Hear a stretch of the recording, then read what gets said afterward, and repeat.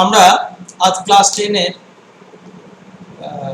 Third ইউনিটের organic chemistry আজকে তৃতীয় দিন।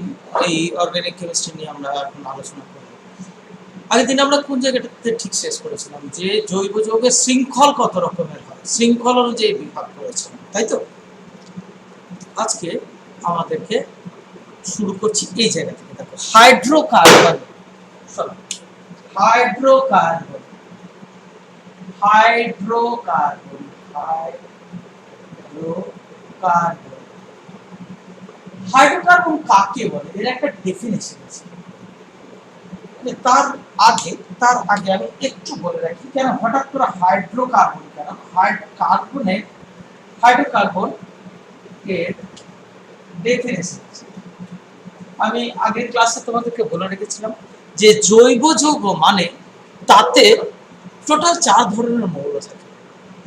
প্রথম তো থাকে কার্বন, যাকে বলা হয় ম্যান্ডেটরি এলিমেন্ট। তারপর থাকে হচ্ছে হাইড্রোজেন, যাকে বলা হয় কমপ্লিমেন্টারি এলিমেন্ট, সহযোগী মৌল।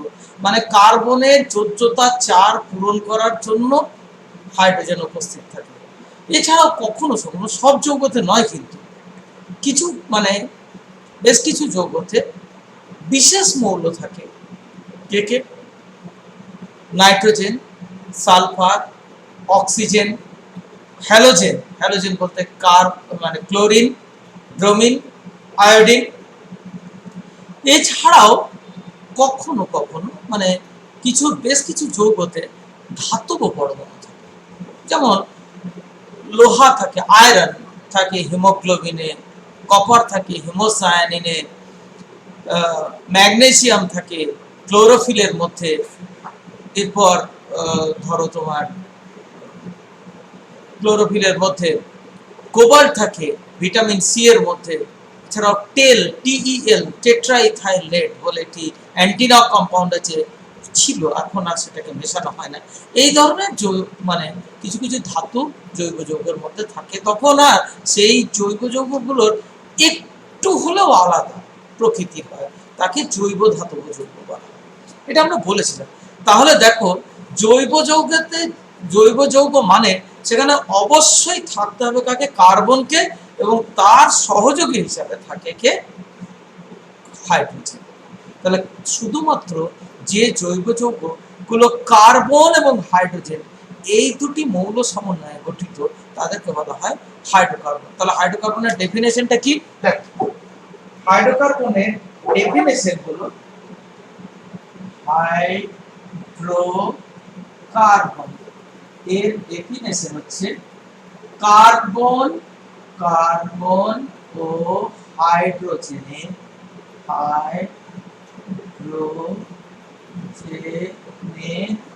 দ্বিমৌল যৌগ। ইংরেজিতে ডেফিনেশন হচ্ছে binary compound of carbon and hydrogen. এই খুব ইম্পর্টেন্ট কথা, দ্বিমৌল যৌগ মানে এমন একটি যৌগ যাতে দুটি মাত্র মৌল, তার মধ্যে one of them is carbon and another is hydrogen. তাহলে কার্বন এবং হাইড্রোজেনের দ্বিমৌল যৌগ, তাকেই বলা হচ্ছে তোমার কি? হাইড্রোকার্বন। বুঝা গেল? তাহলে এদের সাধারণ সংকেত, এদের সংকেত একটা আছে, এমনি কিছু না ভেবেই যদি বলতে হয় তাহলে CXHY। এখানে X এবং H হচ্ছে ধনাত্মক পূর্ণ সংখ্যা, ঠিক আছে? এবার আজকে আমরা দেখব এই হাইড্রোকার্বনের শ্রেণী বিভাগ। দেখো কিভাবে হাইড্রোকার্বন যৌগগুলোকে ক ভাগে ভাগ করা হয়, কিভাবে ভাগ করা হয় সেগুলো আমরা দেখতে। তাহলে হাইড্রোকার্বন একে প্রধানত দুটো ভাগে প্রথম ভাগ করা হয়। হাইড্রোকার্বনকে দুটি প্রধান ভাগে ভাগ করা হয়। একটাকে বলা হয় সম্পৃক্ত হাইড্রোকার্বন, আর একটাকে বলা হচ্ছে অসম্পৃক্ত হাইড্রোকার্বন।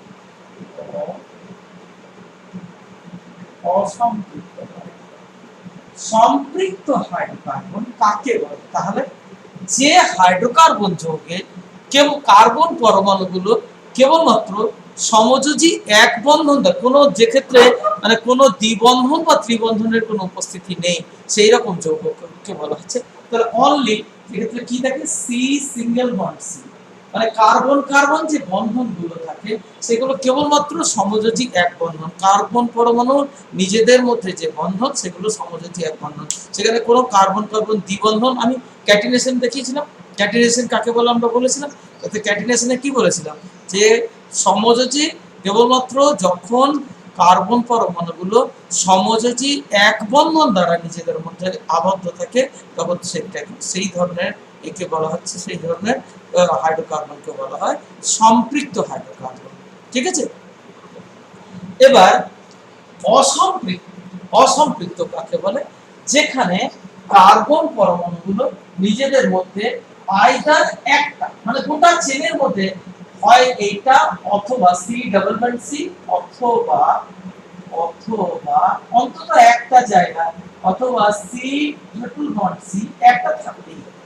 মানে কোন একটা লং চেন, সেটা সরল শৃঙ্খল হতে পারে, মুক্ত শৃঙ্খল হতে পারে, বদ্ধ শৃঙ্খল হতে পারে, যদি কোনো এক জায়গায় কোনোভাবে সি দেখো এটা বললাম সি ডাবল বন্ড সি বা সি ট্রিপল বন্ড সি এটা থেকে যায়, তাহলে সেই ধরনের হাইড্রোকার্বন মানে হাইড্রোকার্বন যৌগ মানে যেটা কার্বন এবং হাইড্রোজেন দিয়েই তৈরি, সেই তার চেনের মধ্যে যে কোনো জায়গাতে অন্তত একটা যদি সি ডাবল বন্ড সি বা সি ট্রিপল বন্ড সি থেকে যায়, তাহলে সেই যৌগটাকে বলবো আমরা কি অসম্পৃক্ত হাইড্রোকার্বন। ঠিক আছে, অসম্পৃক্ত হাইড্রোকার্বন। এবার এই সম্পৃক্ত হাইড্রোকার্বন এইগুলোকে সাধারণভাবে সম্পৃক্ত হাইড্রোকার্বন গুলোকে ইংরেজিতে বলা হয় অ্যালকেন। সম্পৃক্ত হাইড্রোকার্বনের অপর নাম হচ্ছে অ্যালকেন। এটা এটা সম্পৃক্ত হাইড্রোকার্বন গুলোকে বলা হয় এএলকে এএনই। আমি ইচ্ছে করে ইংরেজিতেই নামটা দিলাম অ্যালকেন বা অলিফিন বলা হয়। আর ঠিক আছে, এবার সম্পৃক্ত হাইড্রোকার্বন গুলোকে আবার তিনটে ভাগে ভাগ, তিনটে চারটে ভাগে ভাগ। একটা হচ্ছে তোমার কেমন সম্পৃক্ত হাইড্রোকার্বন বা অ্যালকেন। আচ্ছা ঠিক আছে, অ্যালকেনের শ্রেণী বিভাগটা আমি একটু পরে পড়াবো। অ্যালকেন আর এই অসম্পৃক্ত হাইড্রোকার্বনকে আবার দুটো ভাগে ভাগ করা হয়। কি কি? একটাকে বলা হচ্ছে তোমার কি, একটা অ্যালকিন এ এল কে ই এন ই অ্যালকিন, আর একটা হলো অ্যালকাইন এ এল কে ওয়াই এন অ্যালকাইন, অ্যালকিন এবং অ্যালকিন। তাহলে অ্যালকেনটা আমরা কি বললাম, এর বৈশিষ্ট্যটা কি বলেছিলাম যে শুধুমাত্র কার্বন কার্বন এক বন্ধন দ্বারা যুক্ত থাকবে, এটা দুটো নয় যত খুশি। আর এইখানে বলেছি যদি অন্তত একটা, একাধিকও থাকতে পারে, অন্তত একটা জায়গায় তো সি ডাবল বন্ড সি মানে কার্বন কার্বন দ্বিবন্ধন যদি থাকে একটা লম্বা চেনের মধ্যে, অন্তত একটা জায়গায় সি ডাবল বন্ড সি থাকলে তখন সেটাকে বলবো আমরা অ্যালকিন। আর এটা বলছি অন্তত একটা মানে কার্বন চেনের মধ্যে যে কোনো এক জায়গাতে তোমার যদি সি ট্রিপল বন্ড সি এটা থাকে তাহলে তোমাকে বলা হয় অ্যালকাইন। তাহলে অ্যালকেন, আবার এদেরও আবার আলাদা আলাদা শ্রেণী বিভাগ আছে, সেগুলোকে আমরা দেখবো। অ্যালকেনের, অ্যালকিনের, অ্যালকাইনের এগুলো আমরা একটু দেখব। তাহলে বোঝা গেল এই পর্যন্ত সম্পৃক্ত। এবার তাহলে হঠাৎ করে তাহলে সম্পৃক্ত আর অসম্পৃক্ত ব্যাপারটা বোঝা গেল। তো সম্পৃক্ত কাকে বলে, যখন যখন কার্বন চেনের মধ্যে মানে কার্বন পরমাণু চেন জৈব যৌগ মানে হাইড্রোকার্বনের কার্বন চেন, তাতে যদি কোনো প্রকার কি না থাকে, কোনো প্রকার দ্বিবন্ধন বা ত্রিবন্ধনের উপস্থিতি না থাকে, তাহলে এবার ন্যাচারালি প্রশ্ন আছে, আমি একটা তিনটে যৌগ নামিয়ে দেওয়া হয়েছে, বললো মানে কি করে বুঝবো এটা সম্পৃক্ত না অসম্পৃক্ত, তাই না? তাহলে প্রশ্নটা পরের প্রশ্ন হচ্ছে একটি জৈব যৌগে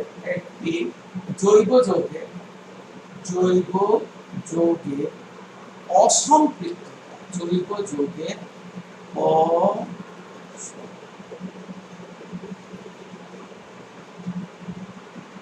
অসম্পৃক্ততা কিভাবে, হ্যাঁ কিভাবে নির্ণয় করা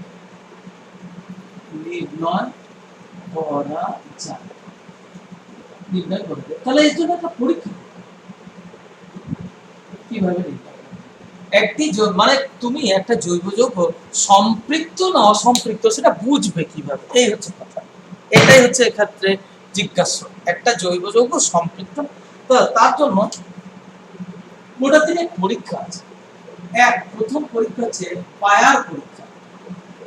বায়ার পরীক্ষা বিজ্ঞানী, একজন বিজ্ঞানীর নাম সে বায়ার পরীক্ষা। বায়ার পরীক্ষাটা কি? লঘু বায়ার পরীক্ষা হচ্ছে কি? লঘু, শীতল, ক্ষারীয়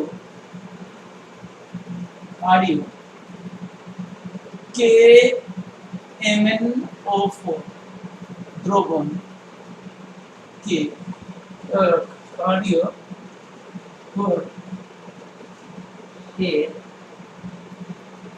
বেগুনি বর্ণে দ্রবণ, বেগুনি বর্ণের দ্রবণ কি বলে বায়ার দ্রবণ, বায়ার বিকারক। বায়ার বিকারক কাকে বোঝাবে?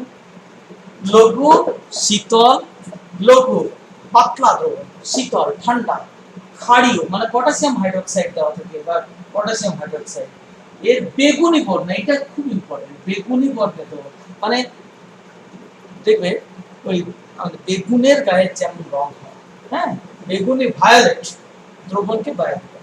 এবার কোন একটা পদার্থ, কোন একটা জৈব যৌগ তোমাকে দেওয়া হলো, তার মধ্যে যদি ফোটা ফোটা ড্রপ ওয়াইজ ওই বায়ার বিকারক মানে বেগুনি বর্ণের দ্রবণ যোগ করা হয় এবং সেটা যদি ইনস্ট্যান্ট কালারলেস হয়ে যায়, সঙ্গে সঙ্গে যদি বর্ণহীন হয়ে যায়, তাহলে বুঝতে হবে যে এই দ্রবণটা হচ্ছে অসম্পৃক্ত। এইটা আর যদি না হয় তাহলে সম্পৃক্ত। বুঝলেন? তাহলে কোন একটা দ্রবণ মানে একটা দ্রবণ একটা জৈব যৌগ মানে সম্পৃক্ত না অসম্পৃক্ত তুমি বুঝবে কিভাবে? যদি কোন একটা জৈব যৌগের মধ্যে ওই বায়ার ফোটা ফোটা করে বায়ার বিকারক যোগ করা যায় এবং সেক্ষেত্রে যদি কোনো বর্ণের পরিবর্তন না হয় তাহলে সম্পৃক্ত, আর যদি বেগুনি বর্ণটা ইনস্ট্যান্ট বর্ণহীন হয়ে যায়, সঙ্গে সঙ্গে বর্ণহীন হয়ে যায়, তাহলে এটা একটা এটাই সাধারণত করা হয়, এটা সহজে করা যায়। 2 নাম্বার একটা ব্রোমিন জলের দ্বারা পরীক্ষা করা যায়। ব্রোমিন ওয়াটার, ব্রোমিন জল পরীক্ষা। শোনো, ব্রোমিন জল, এই ব্রোমিন জলের বর্ণ হচ্ছে লাল। ওইটা যেমন বেগুনি বর্ণ বললাম, এটা লাল, লাল রঙের ব্রোমিন জল। এবার যদি কোনো একটা ক্ষারীয় মানে কোনো একটা হাইড্রোকার্বন বা জৈব যৌগের মধ্য দিয়ে যদি ব্রোমিন লাল বর্ণের ব্রোমিন দ্রবণ যোগ করা যায়, দ্রবণটা যদি লাল ব্রোমিনের লাল বর্ণটা যদি বর্ণহীন হয়ে যায়, তাহলে বুঝবো ওটা অসম্পৃক্ত, মানে ওর মধ্যে ডাবল বন্ড বা ট্রিপল বন্ড আছে। আর যদি না হয় তাহলে বুঝবে কি যে যদি এরকম বর্ণহীন না হয় তাহলে এই দুটোই ক্লাস 10 পর্যন্ত। আরো টেস্ট আছে একটু বড় ক্লাসের জন্য, ওজোনোলিসিস বলে একটা টেস্ট আছে। যাই হোক, আমরা আমাদের আলোচনা এই দুটো টেস্টের মধ্যেই সীমাবদ্ধ রাখলাম এখানে। তাহলে বোঝা গেল একটা সম্পৃক্ত যৌগ এবং অসম্পৃক্ত যৌগ আমরা কিভাবে বাইরে থেকে তোমাকে না বলে দিল আমি কিভাবে বুঝে যাব কোনটা মানে কোনটা স্যাচুরেটেড, সম্পৃক্ত ইংরেজি স্যাচুরেটেড, আর কোনটা এখনো কিন্তু অ্যালকেন অ্যালকিন অ্যালকাইন বুঝতে পারবো না, ঠিক আছে? কোনটা স্যাচুরেটেড আর কোনটা আনস্যাচুরেটেড সেইটা আমরা বুঝতে পারবো, ঠিক আছে? তাহলে এটা কি আমরা কি বলে বলেছিলাম? অ্যালকেন। এবার এর পরবর্তীতে আমি অ্যালকেন সম্পর্কে একটু কথা বলছিলাম। তো অ্যালকেন কোন যৌগ যাদের সাধারণ আণবিক সংকেত, যাদের আণবিক সংকেত এরকম কিরকম হয়? CnH2n+2, ঠিক আছে? যাদের গঠন হয় সমচতুষ্ফলকের, সমচতুষ্ফলক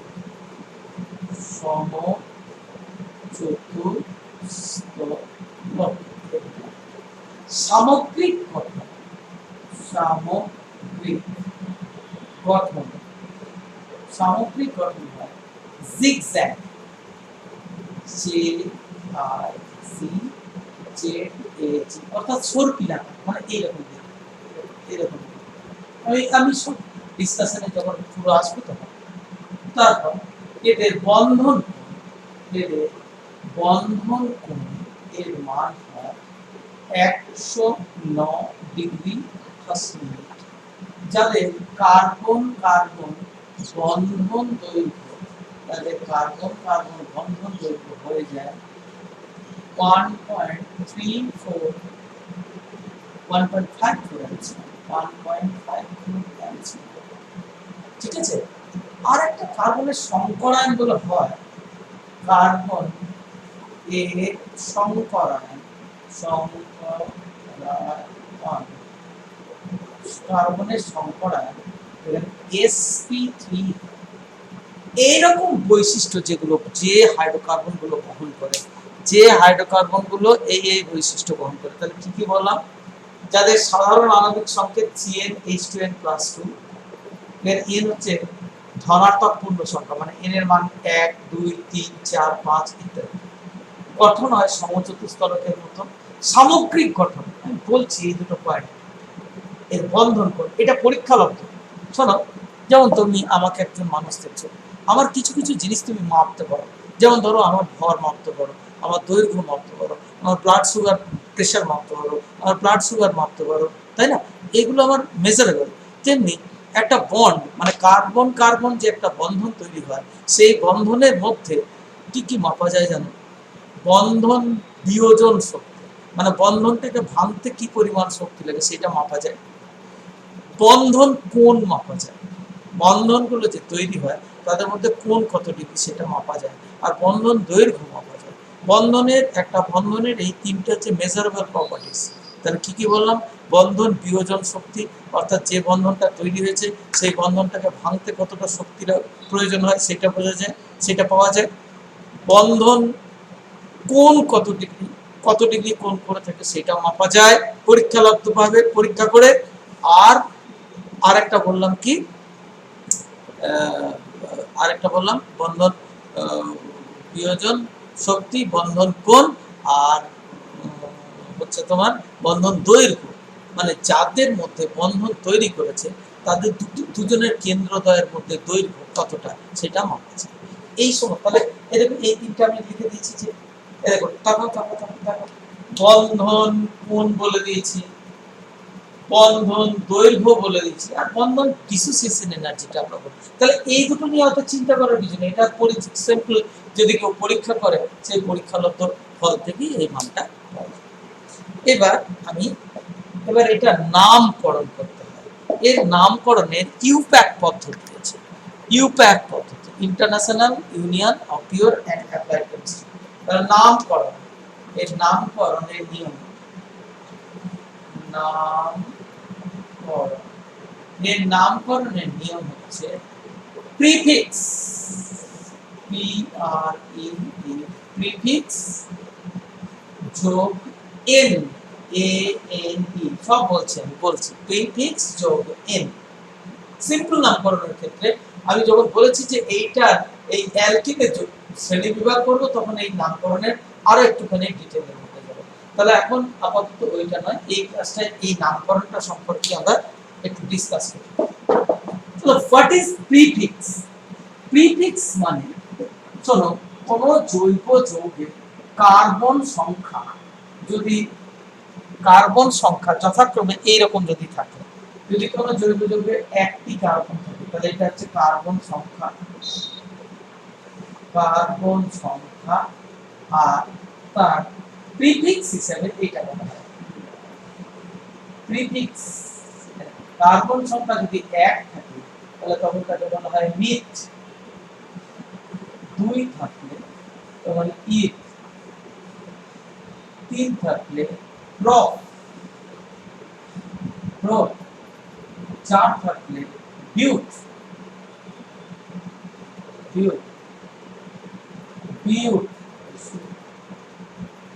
যদি ইংরেজিটা বিউটি লেখা হয়, পিইউটি, হ্যাঁ। 5 থাকলে পেন, পেন।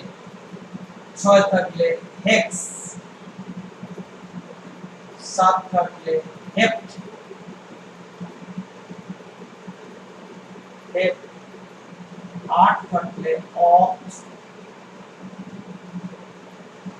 9 থাকলে নন, আর 10 হলে ডেক। এরপরেও আরো অনেক আছে, এগুলো মুখস্থ করলেই হয়, এগুলো একটু মনে রাখতে হবে। 11 থাকলে আনডেক, 12 থাকলে ডোডেক, ট্রাইডেক, টেট্রাডেক, পেন্টাডেক, হেক্সাডেক ইত্যাদি করে চলে যায়। তো এবার আমি দেখি, দেখো এইখান থেকে দেখি, আমাকে তো একটু বোর্ডটা পাওয়ার জন্য বুঝতে হবে, তাহলে পড়া নেই, আমি এগুলো বুঝে দিচ্ছি। দেখো এখান থেকে নাম, আর ওই দিকটা আমি রেখে দিচ্ছি আপনাদের। দেখো নাম, আমি দরকার হলে আমি আবার একবার উত্তরটা দিচ্ছি। কি বলেছিলাম?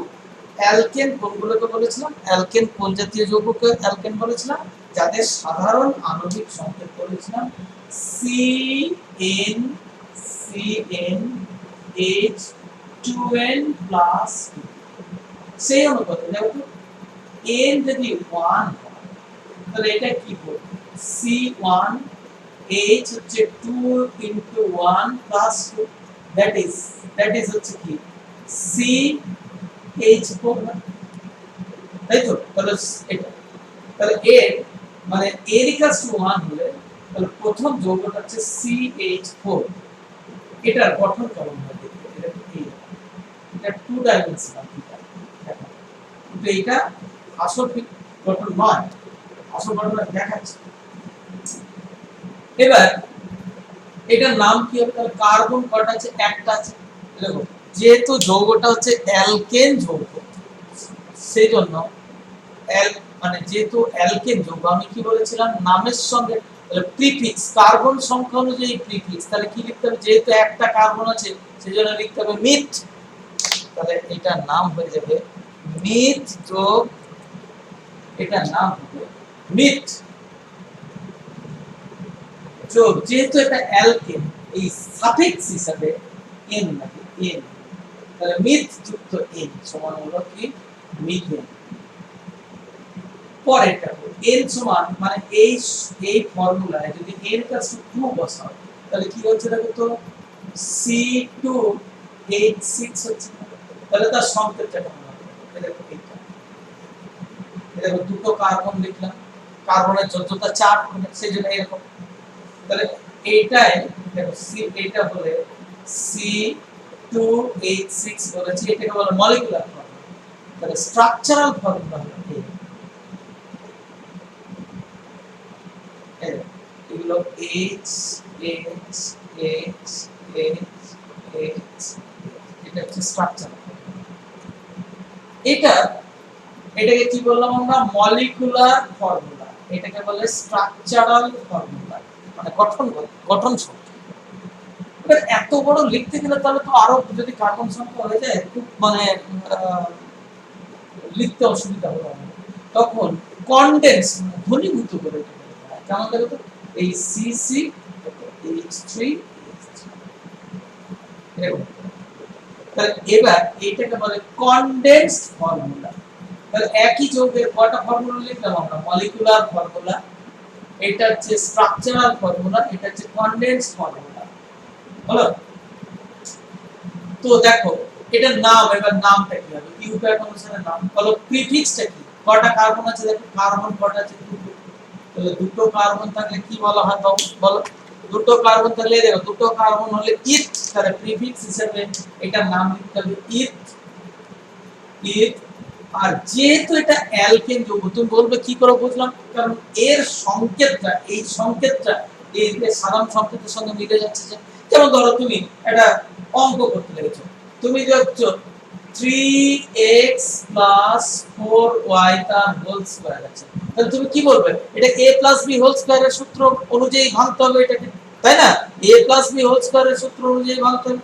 তেমনি এই সূত্র অনুযায়ী তাহলে এটা যেহেতু হয়ে যাচ্ছে, তাহলে তখন তুমি কি বলবে? যে বলো এটা হচ্ছে অ্যালকেন, যেহেতু এই সূত্র অনুযায়ী n এর মান 2 বসালে পরে এটা চলে আসছে, সেই জন্য এটা হচ্ছে একটা অ্যালকেন। ঠিক আছে, আর অ্যালকেন গুলো সম্পৃক্ত যৌগ, অ্যালকেন গুলো সম্পৃক্ত যৌগ। এই যৌগটার মধ্যে তুমি যদি বায়ার দ্রবণ যোগ করো তাহলে বর্ণহীন হবে না, তাহলে কোনো অসুবিধা নেই। আর এটা এন, এন তাহলে কি হলো বলো, এটার নাম হয়ে গেল ইথেন। তাহলে এটা হচ্ছে ইথেন, এটা ইথেন, এটা ইথেন, এটা হচ্ছে ইথেন। নেক্সট দেখো তোমরা, এরপর n equals to যদি 3 হয়, n equals to 3 যদি হয়ে যায় তাহলে এটা কেমন হয়ে যাবে বলতো, C3 বলো H8 C3H8, এটা দাও C3H8। এটা স্ট্রাকচারাল ফর্মুলা কেমন হবে, C3H8 এর স্ট্রাকচারাল ফর্মুলা হবে দেখো CCC, আরেকটা যাও তো CCC, CCC দেখো এটা,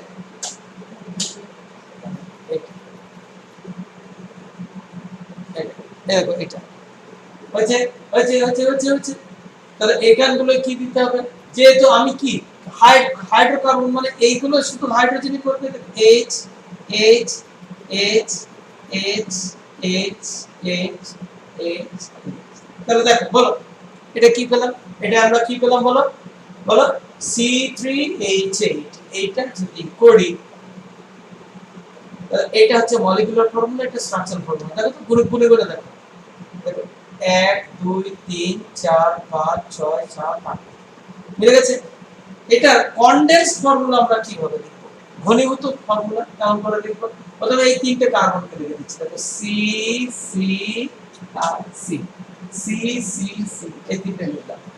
ঠিক আছে, বলো এই ক্ষেত্রে কার্বনের যোজ্যতা 4, তাহলে এই দেখো একটা প্রথমটার জন্য যেটা বলছি এইটার একটা পূর্ণ হয়েছে, তাহলে হাইড্রোজেন কত লাগবে 3। এই দেখো দেখা 2 নাম্বারটার জন্য দেখো এই কার্বনের মাঝের কার্বনটার জন্য দেখো অলরেডি দুটো ভাগ পূর্ণ হয়েছে, দুটো যোজ্যতা পূর্ণ হয়েছে, তাহলে আর কয়টা হাইড্রোজেন লাগবে, দুটো অক্সিজেন লিখলাম H2। আর এই শেষটার জন্য শেষে কয়টা হাইড্রোজেন লাগবে বলো তো, হলো হচ্ছে। তাহলে এটার নাম কি, এটা দেখো এটা তো একটা অ্যালকেন যৌগ, এটা তো একটা অ্যালকেন। তাহলে এই ক্ষেত্রে কার্বন কয়টা আছে দেখো, কার্বন আছে 3টে।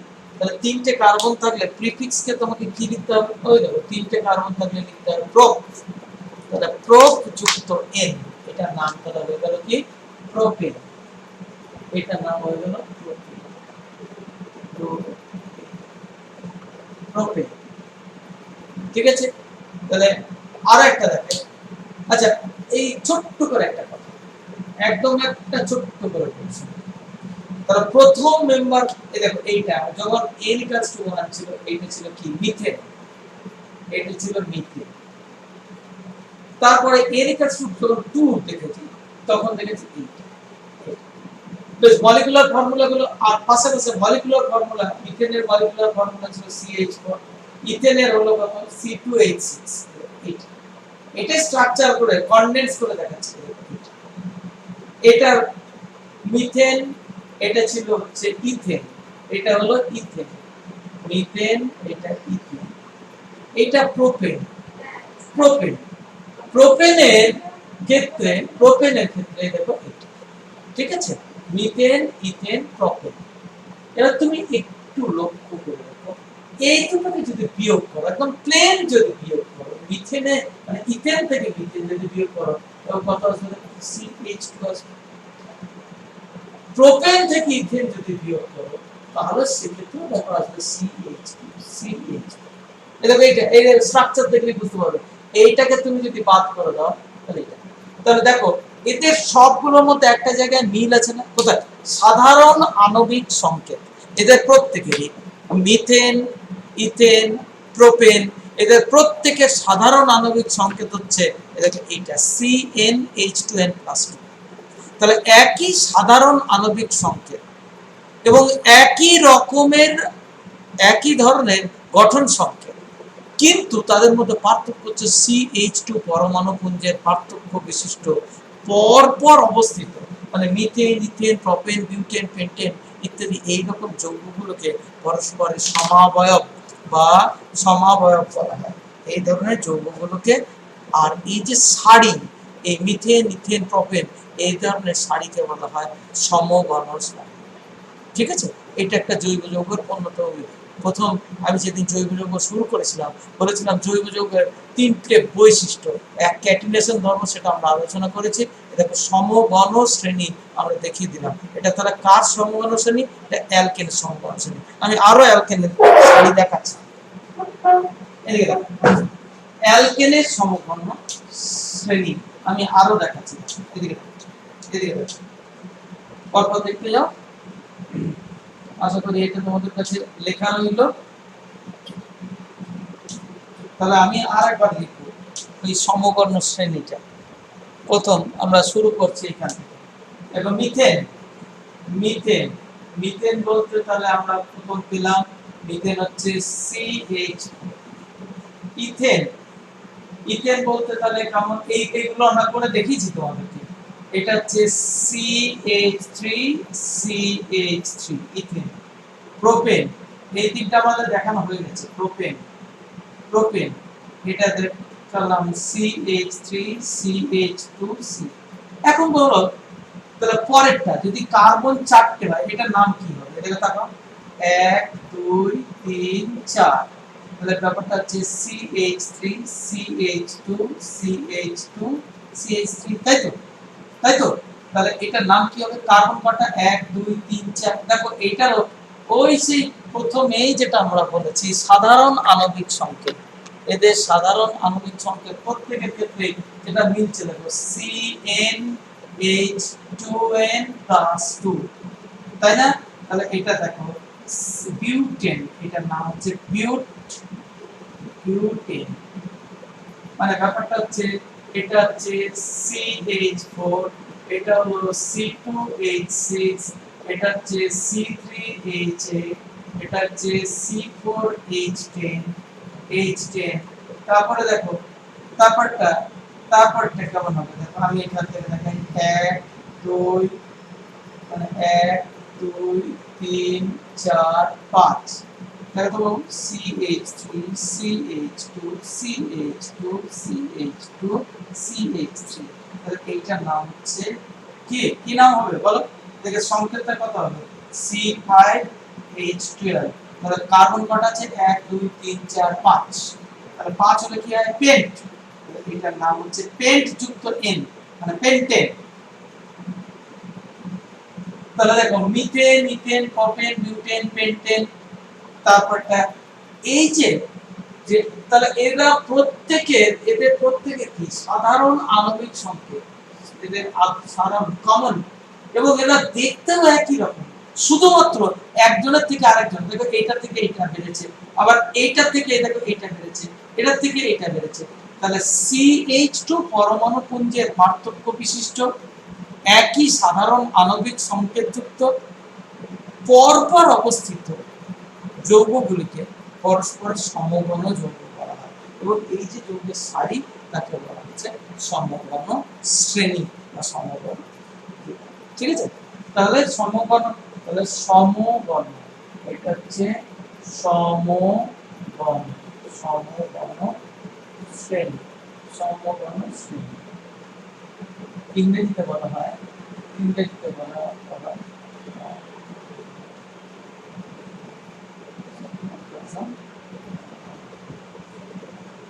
সমঘন শ্রেণী। এইটা আছে অ্যালকেন, হোমোলোগাস সিরিজ।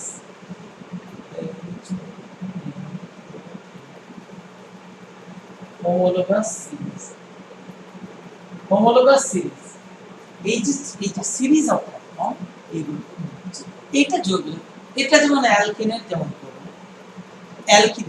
দেখো এই যৌগটা আমাদের খুব ইম্পর্টেন্ট। এলপি যৌগ, এলপি গ্যাস তৈরি করার জন্য আমাদের প্রত্যেকের বাড়িতে যে এলপি গ্যাস পোড়া হয় তার প্রধান উপাদান হচ্ছে বিউটেন। আর মিথেন হচ্ছে সিএনজি, যে হলুদ অটো চলে যেগুলোকে কম্প্রেসড ন্যাচারাল গ্যাস। এই পড়ার শেষে এই জায়গাগুলো আমরা আলোচনা করব। ঘটনা হচ্ছে এটা গঠন সংখ্যা। আমি তোমাদেরকে একটু একটা মডেলের সাহায্যে আমি একটু দেখানোর চেষ্টা করছি। দেখো এই এই যৌগগুলোর অ্যাকচুয়াল গঠন কিন্তু এইরকম থাকে না। যেমন তোমরা সরলরৈখিক দেখে নিচ্ছ, এই সরলরৈখিক গঠন থাকে না। এই গঠনটা কেমন থাকে দেখো। মিথেন যেটা দেখালাম CH4, সেটা কিন্তু তার গঠন হচ্ছে প্রকৃত গঠন এই ধরনের। এইটা দেখতে পাচ্ছ, এটা এই গঠনটাকে সমচতুস্তলক বলা হয়। সমচতুস্তলক বলা হয়। কেন চতুস্তলক? এর চারটে তল আছে। দেখো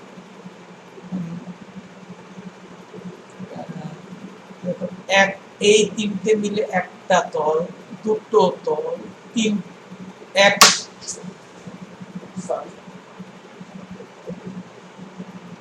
দেখো একটা তল, দুটো তল, তিনটে তল, আর এই তলায় একটা তল। সমচতুস্তলক মানে অনেকটা কিছুটা আমাদের সিঙ্গারা আছে, সিঙ্গারায় কিন্তু তিনটে মুখ থাকে, ওই রকম ভেবে নাও তুমি চারটে। মানে পিরামিডের সঙ্গে পার্থক্য আছে, পিরামিড কিন্তু এটা নয়। পিরামিড হচ্ছে এই ধরনের জিনিসকে বলে পিরামিড। সাপোজ পিরামিড হচ্ছে, পিরামিড দেখো এইটাকে বলবো, দেখো এইটা হচ্ছে পিরামিড। পিরামিড মানে নিচ থেকে এসে, কিন্তু এইটা হচ্ছে, এটা ফাঁপা, মানে ভিতরটা ফাঁপা থাকবে। দেখো আমি একটু ভালো করে দেখানোর চেষ্টা করছি তোমাদেরকে। হ্যালো হ্যালো হ্যালো হ্যালো, যেটা বলেছিলাম এই দেখো এইটা। এবার দেখো তো বাবা, দেখো কটা তল হচ্ছে, ভালো করে দেখো। দেখো তলটা এইভাবে তৈরি হয়।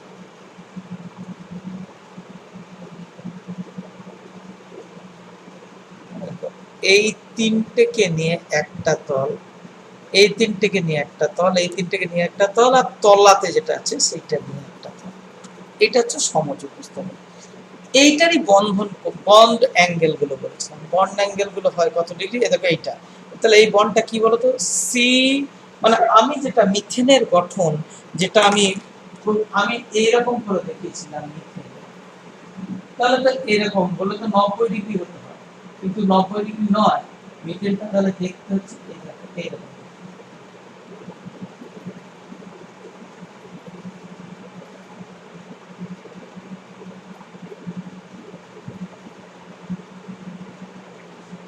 এখানে কার্বন থাকে, এখানে কার্বন থাকে, আর এই একটা হাইড্রোজেন, এই হাইড্রোজেন, এখানে একটা হাইড্রোজেন, এখানে সবগুলো যোগ করে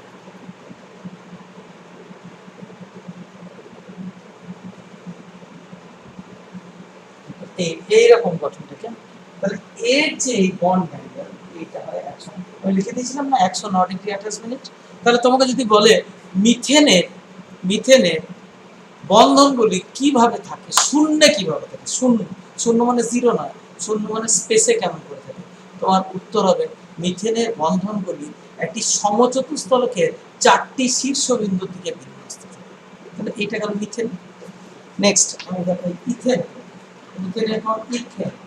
ইথেন তোমাদেরকে যেটা তৈরি করে দেখিয়েছিলাম, সেই ইথেনটা এখন দেখাচ্ছি। ইথেনের পর চলে আসে ইথেন।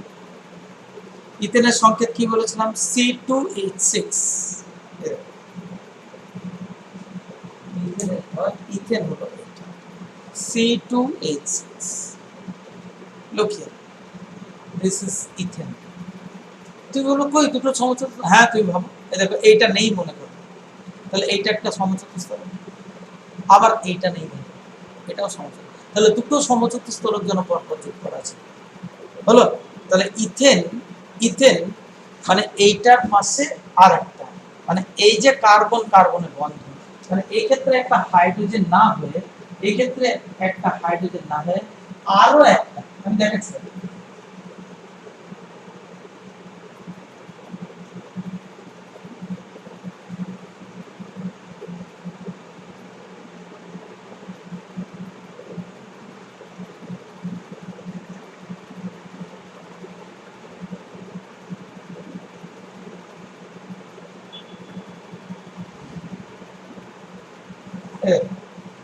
এরকম এই দুটো কার্বন চলে আসে, এই কার্বনের সঙ্গে এই কার্বন, এই মাঝখানে আছে কার্বন, আর এইগুলো সব হাইড্রোজেন। দেখো এই হাইড্রোজেন, এইটা হাইড্রোজেন, হাইড্রোজেন, এই হাইড্রোজেন, হাইড্রোজেন, আর এই দুটো কিন্তু কার্বন কার্বন, এইটা এটা কার্বন। ঠিক আছে, এরপরে যখন প্রোপেন যখন হবে তখন দেখো প্রোপেনটা আমি এই যে ইথেন দেখালাম, মিথেন থেকে ইথেন, তাহলে এই যে বন্ধন এটাই ক্যাটিনেশন ধর্মের জন্য এটা হয়েছে। এবার প্রোপেন যখন হয়ে যাবে, প্রোপেনের ক্ষেত্রে বন্ধনটা হয়ে যাবে এরকম।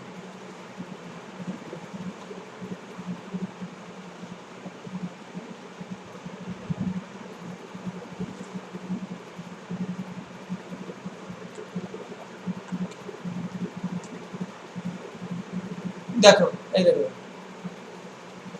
এটাও কিন্তু প্রত্যেকেই সমাজ। দেখো এটা ভাবো সমচতুস্থলক, তুমি এটা এইগুলো নেই ভেবে নাও, এটাও একটা সমচতুস্থলক, আবার এই দেখো এটাও সমচতুস্থলক, কিন্তু আলটিমেটলি কার্বনের চেনটা কেমন হয়ে গেছে, এরকম ভি আকারে হয়ে গেছে না এরকম। তাহলে এটা তখন এইদিকে নেমে চলে যাবে। তাহলে প্রোপেনটার গঠনটা কেমন হবে, এইখানে একটা কার্বন, এইখানে একটা কার্বন, আর এইখানে একটা কার্বন। ঠিক আছে, এবার বিউটেন যখন হবে, বিউটেন যখন হবে তখন আরেকটা আরেকটা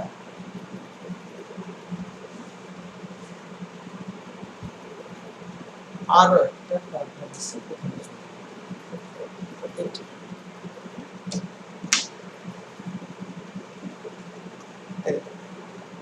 এই দেখো চারটে কার্বন এবং ভালো করে দেখো তো এটা জিগজ্যাগ হয়ে যাচ্ছে না। তাহলে এক একটা কার্বনের জন্য এটা সমচতুস্থলক, প্রত্যেকটা কার্বনের জন্য সমচতুস্থলক, কিন্তু সামগ্রিক গঠন কেমন হয়ে যাবে, তখন অনেকগুলো কার্বন পর পর থাকবে, তখন জিগজ্যাগ। ঠিক আছে, তাহলে আমাদের এই গেল অ্যালকেনের শ্রেণী। বেশ, এর পরের দিন মানে অ্যালকেনের নামকরণ, এর পরের ক্লাসে আবার আমরা এর পর থেকে শুরু